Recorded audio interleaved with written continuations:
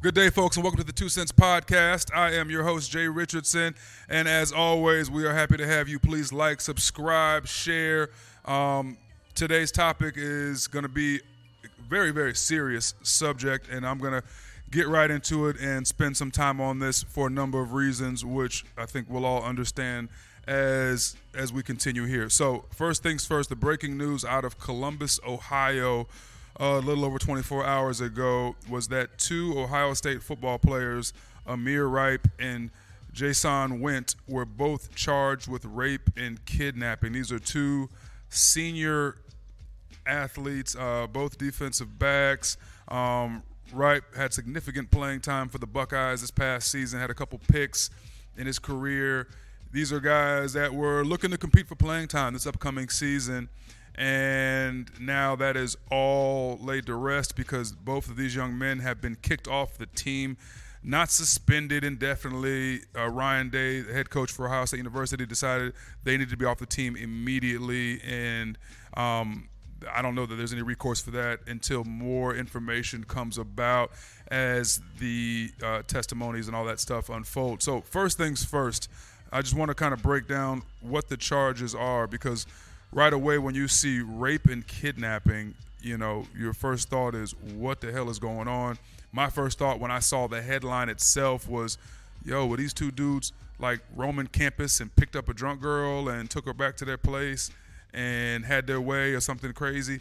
And I just want people to understand how the kidnapping charge gets tacked on there.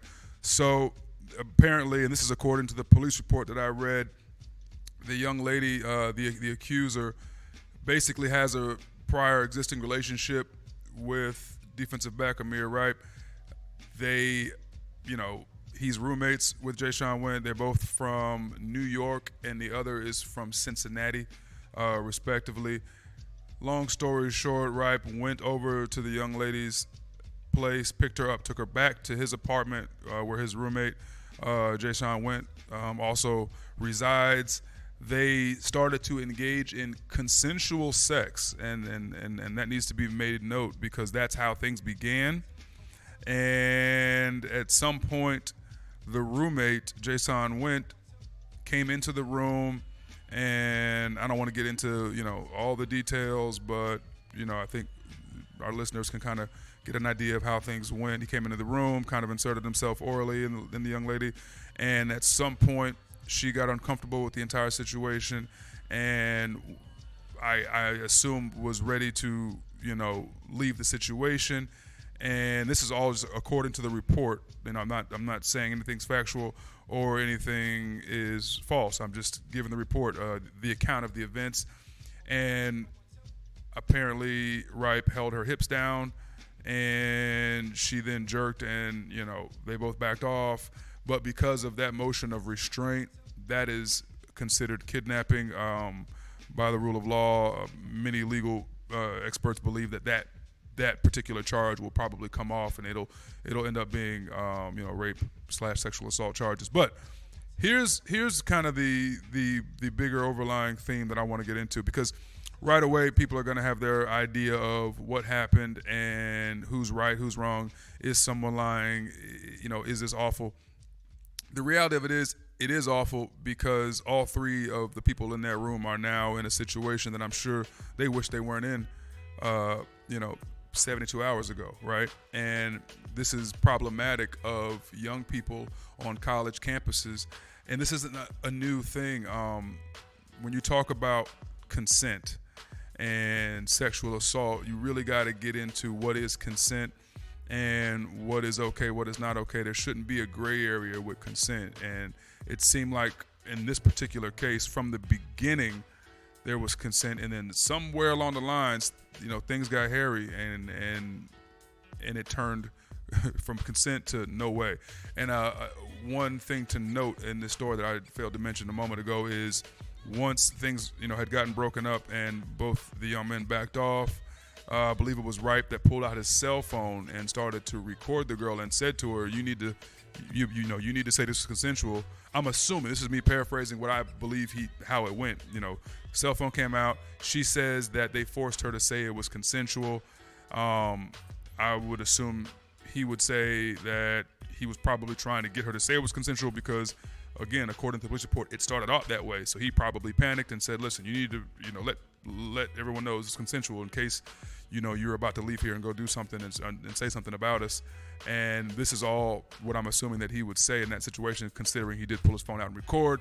That made her very uncomfortable, started to cry. So there is a video that will be subpoenaed by the courts because they're going to want to see that video and find out just exactly what was said and her reaction and if it seemed like she was being talked into saying it was consent or if she was just uncomfortable with the camera in the video and that's why she was crying. End of the day, she took a shower at their place and they took her home. And then again, she is now stating that they forced her to shower. I don't know what happened. I wasn't in the room.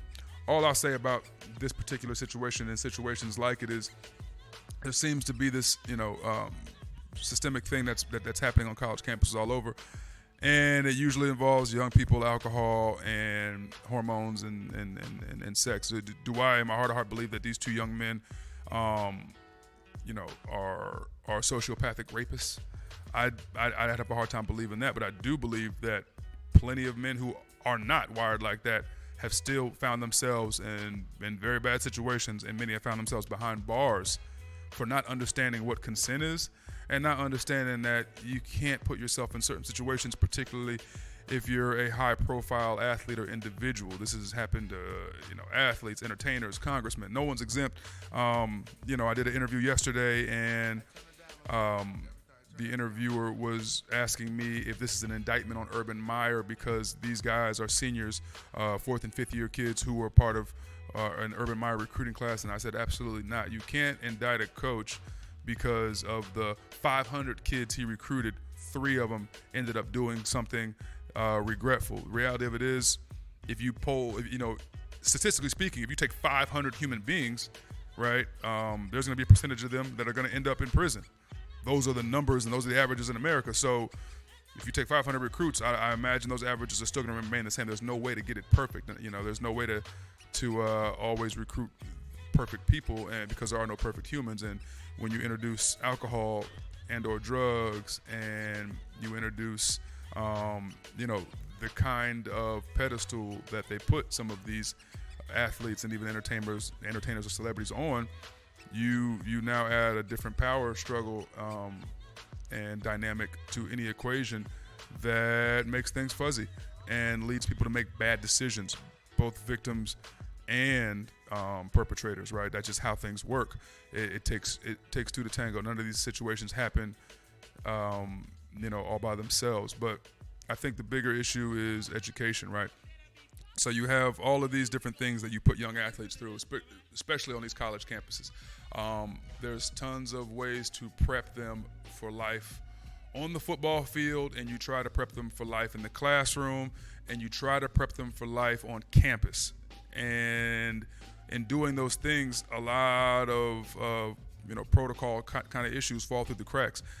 It's about time, and I think we're at that point now in college sports, just in college life, and this is for parents as well.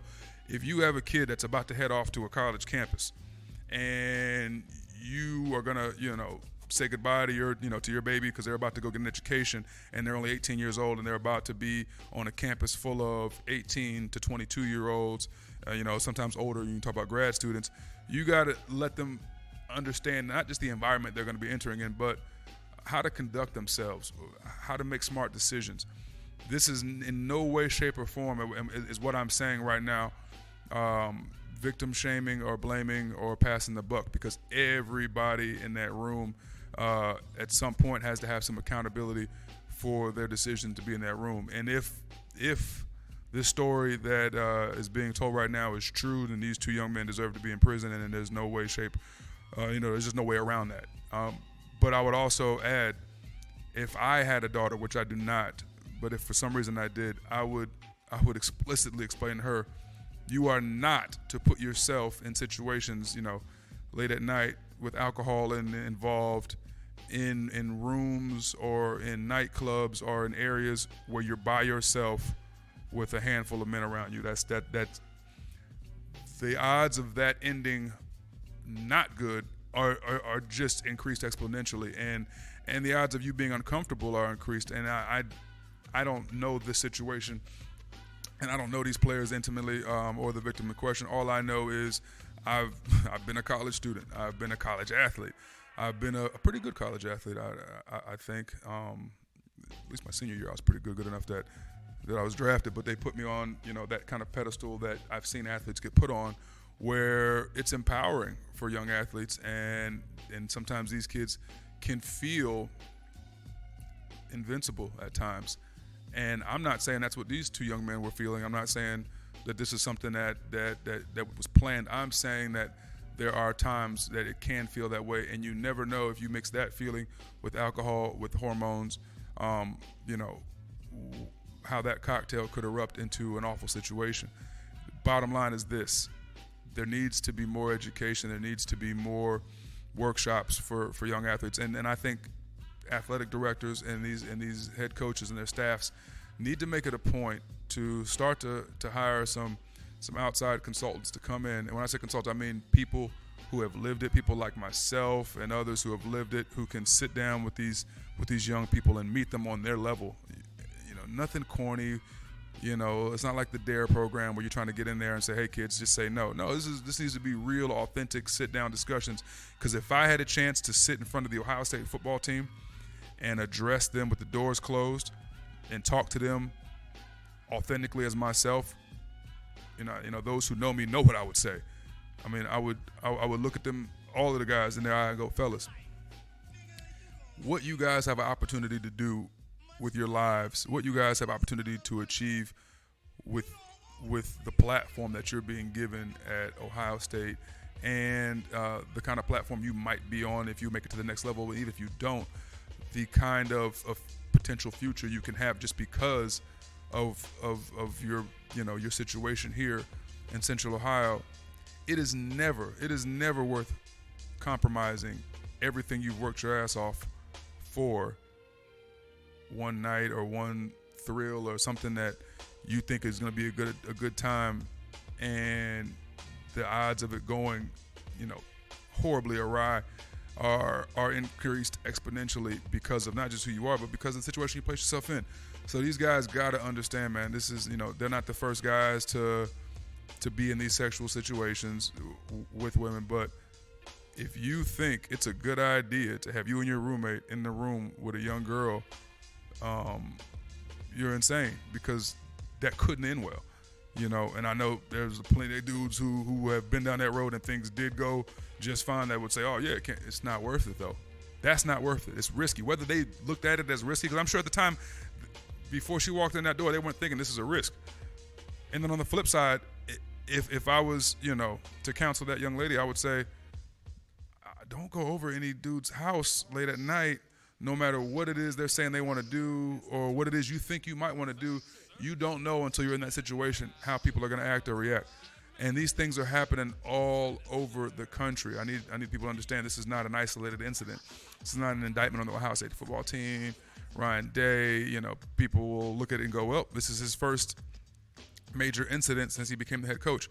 This is nothing that he personally can control. These things are happening all over college campuses, all over the country. Every situation is unique, but they all involve sexual assault, right? You saw it in Stanford with the swimmer who, was accused of rape, drugged a girl, had sex with her, and shockingly got 6 months probation, which I think is Brock Turner was his name. I'll still never understand how that happened, although I think we all kind of know how that went down and why he only got 6 months, and that's just, part of another systematic issue in America.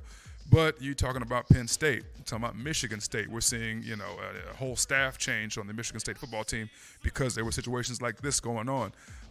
Florida State years ago, with Jameis Winston. The list goes on. There's been tons of universities where tons of bad situations have happened with athletes, and not just athletes. Bad situations have happened with staffs, and I'm not trying to lump all of these into the same group because it's all very different. When you talk about, Michigan State and the gymnastics program, and you talk about Penn State and they're in Sandusky and all that. The problem is major universities are basically becoming havens for unscrupulous activities because those that work there and who are in power there and are empowering, the athletes or coaches or people under them, don't do the due diligence of educating everybody and putting everybody on notice that certain things aren't going to be tolerated. And not just telling kids, hey, this ain't going to be tolerated, but explaining to them how they could find themselves in this situation. I think that's the key, is sitting down, having an honest conversation with the young people and saying, let me explain to you how these things happen. Let me bring up a list of scenarios that have actually happened, and let me detail how it happened, because we often read headlines and we never dig deeper and find out, yeah, there was a rape here. Yeah, there was sexual assault here. How did it actually happen, though? Because I think the biggest issue in our society is when we think of the word rape, we think of, situations where there's a guy in a trench coat late at night, woman's taking a jog through the park, and, she's attacked, beaten, and held down and raped, and the guy darts off in the night. And, most rapes don't happen like that. It usually happens between two people that knew each other, have knowledge of one another, had a prior relationship or interactions, and then one night things went from what might usually be consent to now it's not consensual because of whatever factors that were at play. The point is, these young men and women need to understand how people find themselves in these situations so that they can better understand how not to find themselves in those situations in the future. And I think that's kind of the major headline and topic and kind of PSA for today's episode, just because I think it's such a serious thing. I think because I'm sitting here in Columbus, Ohio right now, and it's something that is now building steam, this story, and I think it's something that just needs to be addressed, and it's kind of pushing me towards really considering offering my services to some universities to have this dialogue with their athletes, to have this dialogue with the coaches in the room. I don't want this to be a thing where, hey, all the coaches leave, staff leave, I want to talk to these young men one-on-one. No, I think the coach need to be in the room too. I think they need to know what I'm saying to these kids. They need to hear it so that they can hopefully, if they agree, can reinforce these ideas, and we can all get on the same page. And I think the best voice to hear it from is someone that's actually lived it. I don't mean someone that's lived through a sexual assault case. I mean someone that's been an athlete on campus, that's been at parties, that's someone that's seen a young lady go upstairs with 2 or 3 of his teammates and think to themselves, oh boy, I know what's about to go down there. I hope everything goes smooth. And, it usually goes however they wanted it to go. I don't know. I wasn't in the room. All I'm saying is, as somebody that has lived it, I can explain, to these young men and young ladies, because I think female athletic teams and students, man, they all need to understand these situations don't just happen. There's kind of a way these things happen, and it's all predicated on relationships and boy-girl interactions and immature boy-girl interactions, right? You got a bunch of, they say you might be fully grown physically at 18, but the brain continues to develop until you're about 25. These kids are not developed, and they're acting on instinct and emotion and hormones, and then you introduce alcohol and or drugs, and before you know it, you get this explosive cocktail of chaos that ensues, and anything can happen. And sometimes it ends like this, and it's extremely sad. It's extremely unfortunate for all parties involved.